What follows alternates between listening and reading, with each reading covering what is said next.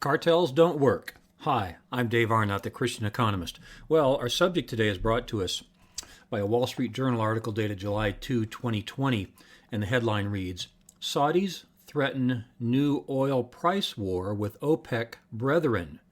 Okay, so you may be wondering what kind of brethren are these? Like Cain and Abel were brothers? Actually, yes, that is the case we're going to make. Here's the subtitle of the article. As major producers look to curb output, the kingdom takes a tough stance with laggards. And the first sentence of the article reads, Saudi Arabia has threatened to ignite an oil price war unless fellow OPEC members make up for their failure to abide by the cartel's recent production cuts, delegates said, end quote. So our question is about cartels. Well, in economics, the definition of a cartel is competitors who collaborate. And the world's most famous cartel is OPEC, the Organization of Petroleum Exporting Countries. This is 14 nations whose headquarters is in Vienna, Austria, and they meet. It's a really simple economics. Their purpose is to reduce production to increase price. You don't have to understand much about economics to know. If you reduce the supply, the price goes up. And this is the purpose of cartels. Other cartels that come to mind are unions. Labor unions do this. Their purpose is to reduce the supply of labor so they can increase the price. I talked in one of my earlier episodes about minimum wage and how unions act as cartels. So we have these cartels in our lives. Our question in Christian economics is, what does the Bible tell us about these? And what does human nature tell us about these? And how do we expect them to behave? Well, in my lifetime, in the 1970s, OPEC did have a successful operation in which they lowered the supply of gasoline, and we had gas lines when I was about high school age in the mid-70s, right? That's because they were able to sustain the cartel's operations for some time. But my title today is Cartels Don't Work. Matter of fact, you've seen this on your own. Watch the next time you're going through an intersection, and there happen to be 2 or 3 gas stations on the same intersection, right? If one of them lowers the price, there's pressure on the other to lower price. That's proof to you that the cartel doesn't work. Now, if there's only 2 or 3 of them, they can sustain a cartel. But the more competitors you have, the harder it is to sustain that cartel, which is competitors who collaborate. And so you can see this on your own. Well, this comes to us from the idea of the fallen nature, right? We believe humans have a fallen nature. This is one of the main points I made in a little blue book I wrote called Economics and the Christian Worldview. Creation, fall, redemption.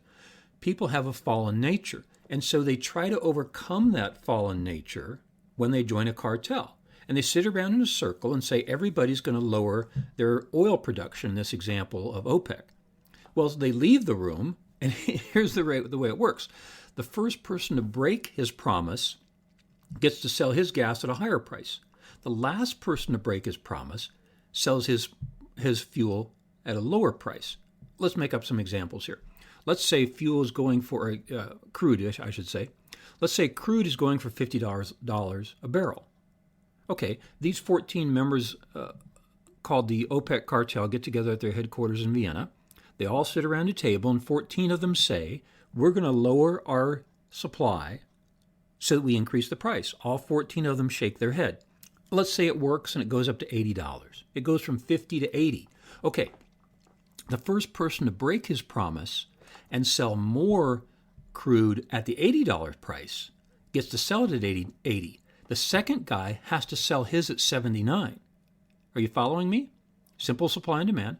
The third guy to break the promise sells it at 78. The fourth at 77.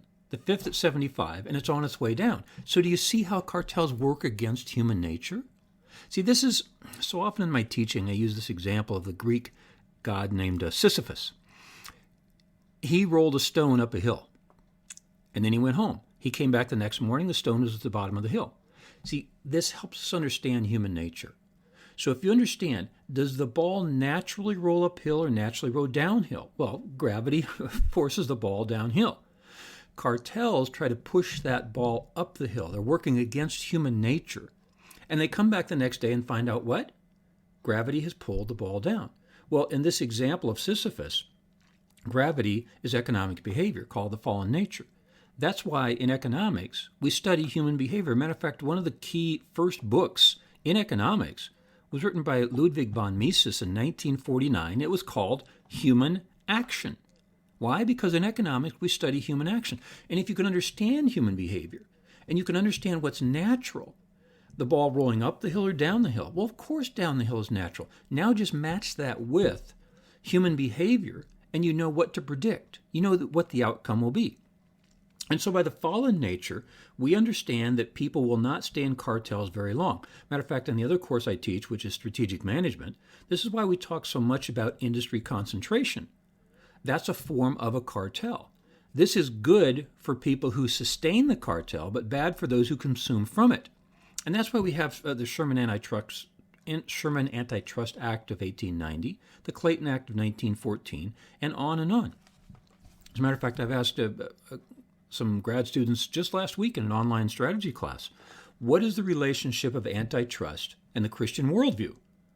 Well, the answer is the fall, right? We think that our government should have antitrust laws because we understand the people running the firms in those industries are fallen. And the way for them to overcome their fallenness is to compete. This goes back to many other episodes I've done. Episode number 7 in the Christian Economist is called Competition, where I said the same thing. I said much of it in number 33, which is on ending discrimination via competition. I talked about it in episode number 29. I talked about gender equity. There was discrimination against women, but it can't sustain very long because competition will make it go away. You can't do this. You cannot sustain a cartel.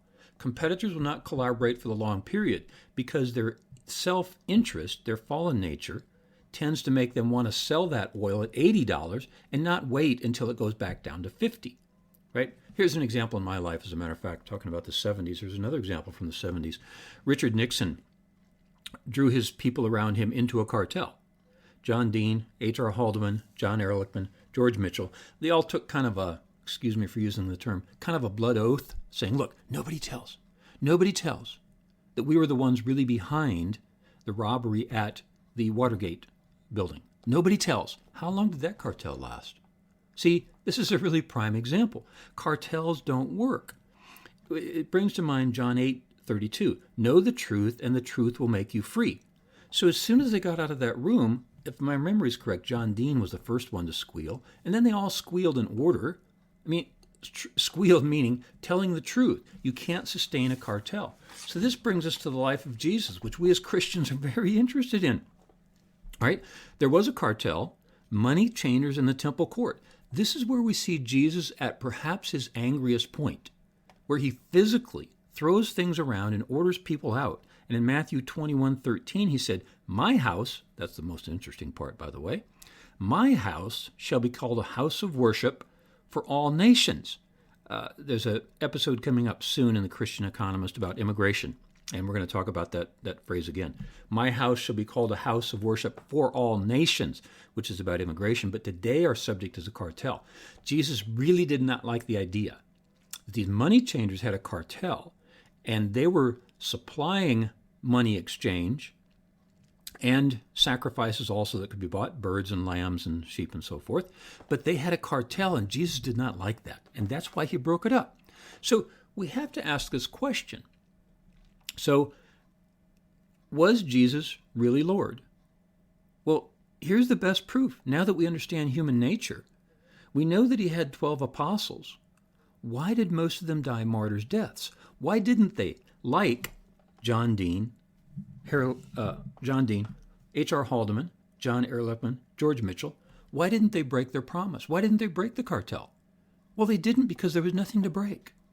I mean, so if Jesus was just a good magician and he put it all on, wouldn't the apostles know this? And wouldn't they, when they were about to lose their life, say, oh, sorry, it was just a joke, we made it all up?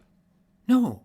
This is the best proof that Jesus was Lord, that he was Christ, that he was the Christ, that he was God. Because these people went to martyrs' deaths. How many of them is not my subject today, and there's discussion about which ones were martyred. I'm going to say all but one, perhaps John, but I'm not a theologian, so if somebody gives you a different answer, that's not my subject today. My subject is, why would they lie? Why would they die for a lie? They wouldn't. And then it wasn't a lie. The people who knew him best. Here's a quote from Sean McDowell, by the way, and it was on Josh McDowell's website, a guy I've quoted for many years. Now I need to switch to Josh's son, Sean. Spoke at our church recently. Here's how apologist Sean McDowell carefully states the position. Quote, the apostles spent between 1.5 to 3 years with Jesus during his public ministry, expecting him to proclaim his kingdom on earth. Although disillusioned at his untimely death, they became the first witnesses of the risen Jesus, and they endured persecution. Many subsequently experienced martyrdom, signing their testimony, so to speak, in their own blood. And here's also a quote from New Testament scholar Craig Keener. Quote, people, of course, die regularly for values that are false. They do not, however, ordinarily die voluntarily for what they believe is false.